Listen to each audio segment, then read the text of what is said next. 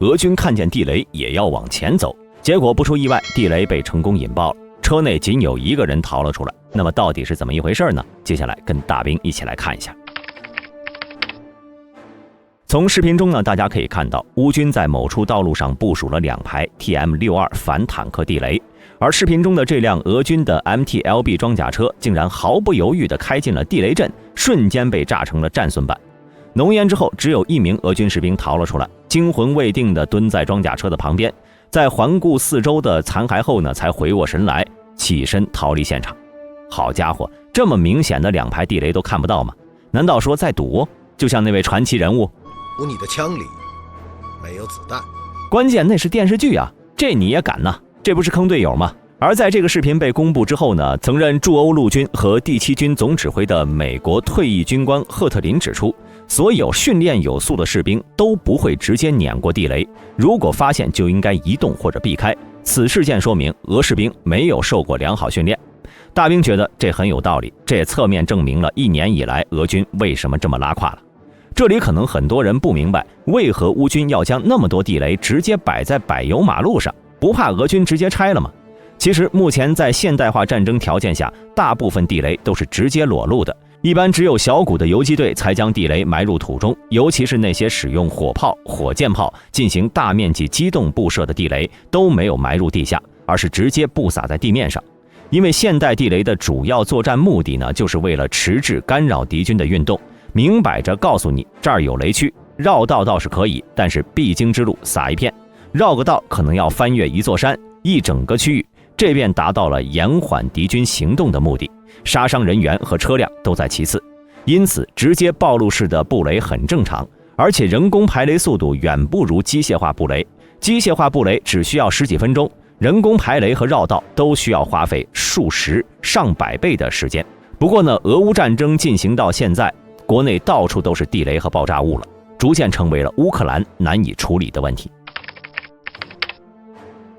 虽然地雷是一种被动武器，但是由于其造价低、威慑力大、使用方便以及埋后不用管等优点，依然让它成为了许多国家在发动战争或者抵抗入侵时必用的武器之一。当然了，优点有多少，它的缺点就有多少，比如难以排除、敌我不分、容易失效等等。你不知道会在什么时间、什么地点触发地雷。与那些肉眼可见的威胁相比，这类看不到的危险更为可怕。就像那句最古老而强烈的恐惧来自未知。自从俄乌战争爆发后呢，在短短1年时间里，乌克兰就成了世界上被地雷污染最严重的国家。按照今年乌克兰总理的说法，在俄乌交战1年多的时间里，乌境内有超过40%的领土成为了雷区，也就是约25万平方公里，这个面积甚至比英国还要大。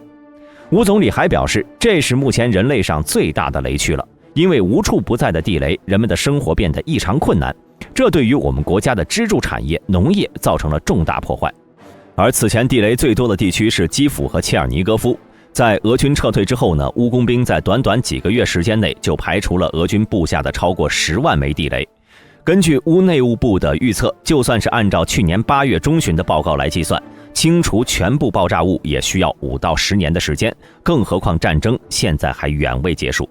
其实早在俄乌战争爆发之前，乌克兰就饱受地雷的困扰。在2014到2022乌东战争期间，各方武装力量都大量使用了地雷。根据相关统计，仅在乌东部就有至少40万枚地雷还留在地下。此前乌克兰方面曾做过一次估算，如果要把数十万的地雷全部清除，至少需要10亿美元的资金和大量的时间。而在俄乌战争期间呢，双方独特的交战过程又为地雷创造了绝佳的使用机会。最初俄军曾一路高歌猛进，打到了基辅，然后又徐徐撤退，在多个地区进行拉锯。从俄军的进撤军路线图上来看呢，他们几乎跑遍了大半个乌克兰。而乌军先是专于防守，再伺机反击，前期的战斗方式多以游击运动战为主，到了后期双方才转入到对峙消耗阶段。期间地雷成为了双方迟滞对手行动的主要武器。根据统计，在2021年时，乌军手中约有300万枚地雷，而俄军方面的地雷存量估计在1000万枚左右。随着战争进入到对号阶段，各类武器弹药的消耗量极大，因此成本极低且具威慑力巨大的地雷就成了双方消耗战的首选装备。另外，乌军除了使用自己的地雷之外，还接受了大量国外援助的地雷，可以说两方将乌境内变成了世界上最大的雷区。而乌军这样做呢，也是不得已而为之。毕竟再怎么说，俄罗斯在开战前军事实力位列世界第2，俄现役部队数量是乌克兰的5倍，国防预算是乌克兰的11倍，经济规模是乌克兰的8倍，并且有着更多的先进武器，例如 T90M 主战坦克、苏35战机等等常规武器，同时还有着全球最成熟、规模最大的网络攻击部队，硬实力确实存在差距。因此，地雷就成了乌军最核心的武器之一了。比如在今年2月中旬，俄军在克里米纳斯瓦托沃一线就发起了大规模的进攻，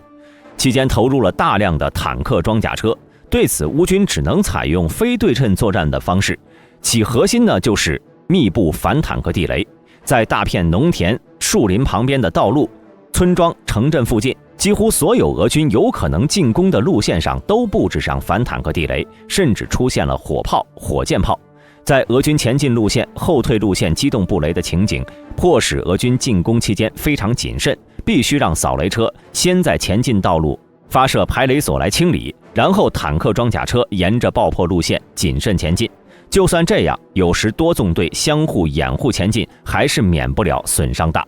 因此呢，乌军取得了不小的战果。此外，除了地雷威胁之外呢，在乌境内那些没有爆炸的炮弹、手雷、航空弹、火箭弹等爆炸物都有类似的危险。如果细算这些爆炸物，那么以1年时间为计量单位的话，那么这个数字是十分惊人的。近期，一个国际爆炸物咨询小组就对俄乌战争中未引爆的爆炸物做过一次统计。按照他们报告的数据显示，在乌战场上，双方发射的炮弹、炸弹以及其他投掷性武器被引爆率只有80%左右，约20%未被引爆。大兵呢，以炮弹为例，现阶段的弹药消耗数据大约在每天双方发射5万发炮弹，时间呢以半年为限，炮弹总量约910万枚，20%的数量就是182万枚左右。这还只是炮弹的数量，不包括手雷、榴弹、航空炸弹、火箭弹等弹药。如果全部计算在内的话，恐怕将会超过1000万枚。对此，关于遗留地雷的问题，乌克兰早就开始着手应对了，并且得到了包括德国、美国方面的支持。比如在开战前几年和战争爆发后，一个名为危险区域生命支持组织的人道主义机构就一直在乌境内执行排雷活动。截止到今年，该组织已经向乌克兰派遣了约1200人参与到排雷工作中，主要的工作地点呢为乌军控制区域。1年时间里，大约排除了8万枚地雷。不过和战争中双方每天布设数以万计的地雷和爆炸物相比，他们的努力有点杯水车薪。因此，乌克兰需要更高效、更快捷的排雷方式。首先是上述提到的人工排雷，除了国际援助的排雷人员外，乌克兰国内也有很多工兵，但是人工排雷有着很多缺陷。首先，非常危险。乌克兰高级工兵伊利亚曾经这样描述他的工作：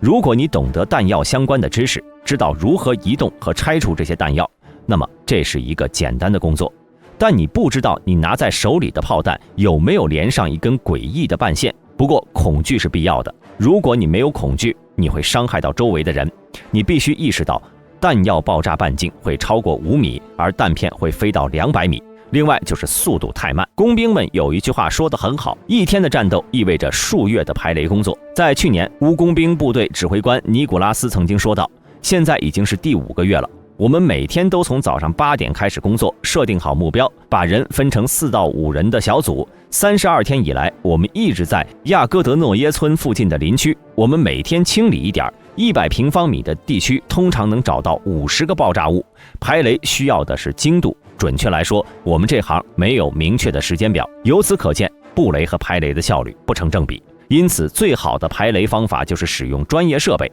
目前乌军的排雷主力是 UR-77扫雷车，该车呢是苏联上世纪70年代的产物了，属于一种辅助战斗车辆，主要用来执行排雷、破障这样的非一线战斗任务。数据方面 ，UR-77重15.5吨，具有2栖行驶能力。它保留了原先车体的基本装甲，使用一台300马力的 YAMZ 238N 柴油发动机驱动，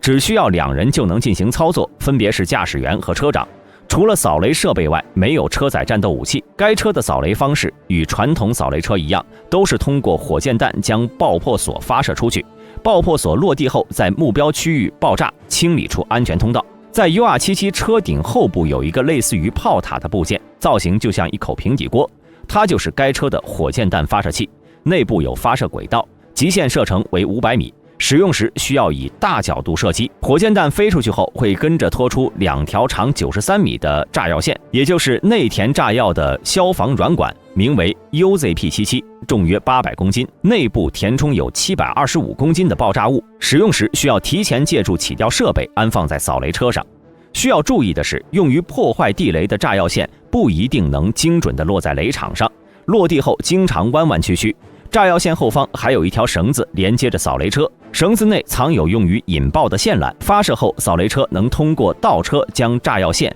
拖到正确的位置，并且绷直，随后引爆。巨大的装药量意味着巨大的爆炸威力，在应对反坦克地雷时，能开辟出一条长约90米、宽约6米的安全通道；对反人员地雷，则能将宽度增加至14米，有利于人员和各类车辆快速通过，主要用于乌军前线战场。此外，在2022年11月6号，乌克兰社交媒体上出现了一辆 M113 运输车，拖着美制的 M58 Miklik 远程排雷系统的照片。该系统最早是在1988年在美国陆军和海军陆战队服役，主要是由以下设备组成，分别是 M353 双轴轮式履带拖车或 2.5 吨单轴轮式履带拖车 M200A1。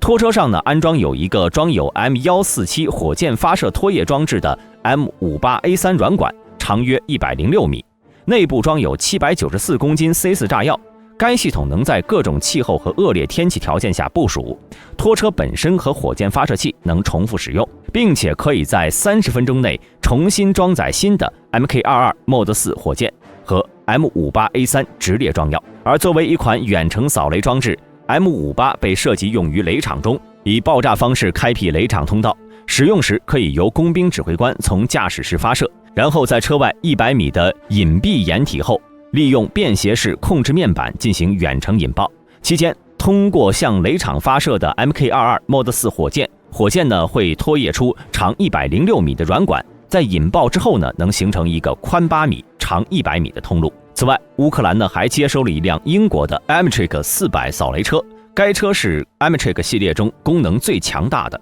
其液压驱动的3米舵杆转子每小时可以清理2400平方米的区域，有效耕作深度为55厘米，主要用于摧毁和抵御10公斤的反坦克地雷。